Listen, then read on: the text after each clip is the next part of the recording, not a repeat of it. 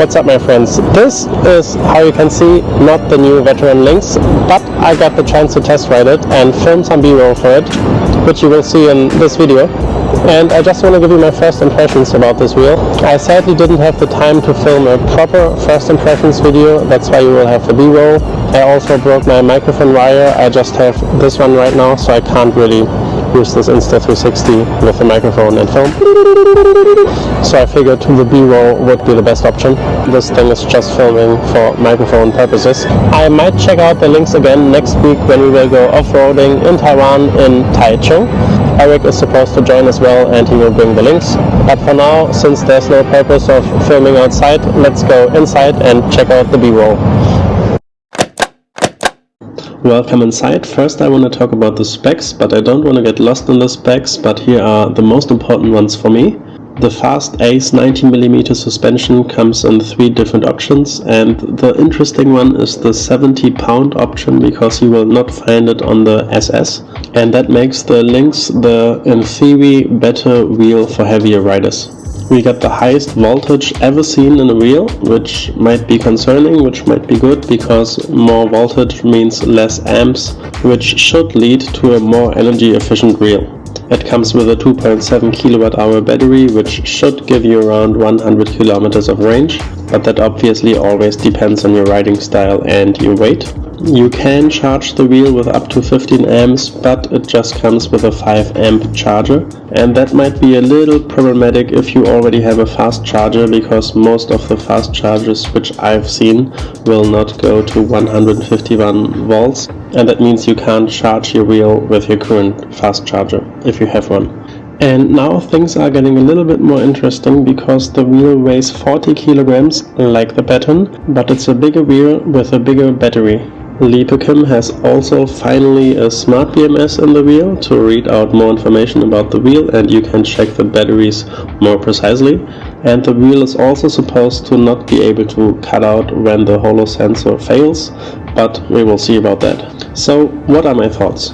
I rode the wheel for around 5 kilometers, but the PPP, the pad and pedal positioning, were not to my liking, but it felt like a Leaperkim wheel, and I need to say I really loved it. I want to talk about the weight again because I tried to jump with it and I was really positively surprised, since it looks that big but it's actually not that heavy. So when I jumped and I landed, the tire actually span on the pavement, and this just shows you how much power the wheel has. Same for braking, I've never felt a wheel with that much braking power. I don't know, it was really amazing. The pedals also surprised me, especially because I have really big feet. Some of my friends call me Bigfoot. I don't know how grippy they are, but for my feet, and my feet are US size 13, you can see it in the B-roll. The pedals were great. I really need to say that. They also seemed kind of lightweight. You can see all these holes in it, and they're kind of flat. So I do think with the pedals they definitely saved some weight on the wheel, and the rest of the weight savings you might have gotten from the magnesium shell you have on it. Oh, and the lights are insane. I don't want to sound like someone who's just in love with that wheel because it wasn't perfect, but the light, you see it in the B-roll again, absolutely insane. I have never seen something like that on a wheel before. Some people might not like it because it's too bright, but I don't know, I think it's pretty cool. When accelerating the wheel I didn't feel a big difference, but that's my personal opinion for riding the wheel for 5 kilometers with a not perfect pad and pedal position. It definitely felt strong, but it didn't feel like a crazy step compared to the Master or the Pattern. It feels like a strong wheel. So the 151.2 volts will, in my opinion, not give you much more acceleration power. So all in all, I do think the Lynx might be the best compromise between a long range and nimble off-road wheel, and it's definitely quite nimble, especially compared to the SS, but I might have found my next wheel.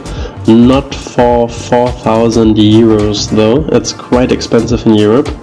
So how you might know or not know, I'm in Taiwan right now, and wheels over here are obviously, and like in China, a lot cheaper. Before going into the numbers, I will just show it to you here.